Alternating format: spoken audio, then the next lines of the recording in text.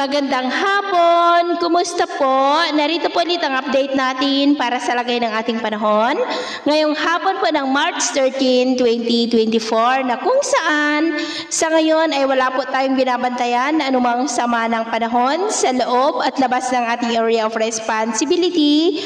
Amihan pa rin ang hangin na patuloy po na umiihip lalo na dito sa Northern Luzon, pero papahina na po yan at may manipis po na shear line na nakakaapekto ngayon dyan po sa may Quezon Province. At sa ating long range forecast, wala pa ring bagyo na namamataan mula rito na tatawid po dito sa ating bansa hanggang sa susunod na 2 linggo, pero nananatili pa rin na may isang banta ng sama ng panahon bago po matapos ang buwan na ito.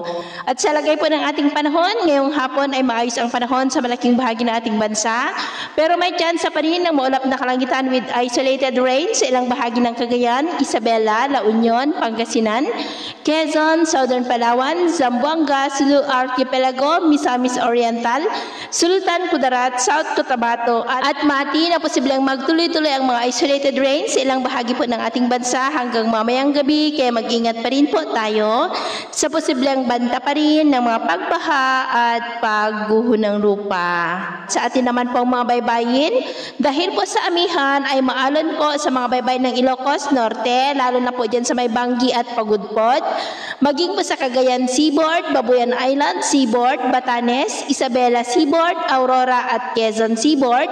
Nang maalon ay posible po na aabot hanggang sa 2.5 to 3.5 meters height. Kaya iwasan po muna natin ang papalaot dyan po sa mga may kulay pula para mas makaiwas sa mga sakunang pangkaragatan. So, yun po muna ang latest update natin sa araw na ito. At ako po muli si James na nagsasabing sa kahit na pagsubok po na darating sa ating buhay, huwag na huwag po tayong mawawalan ng pag-asa. Thank you and God bless!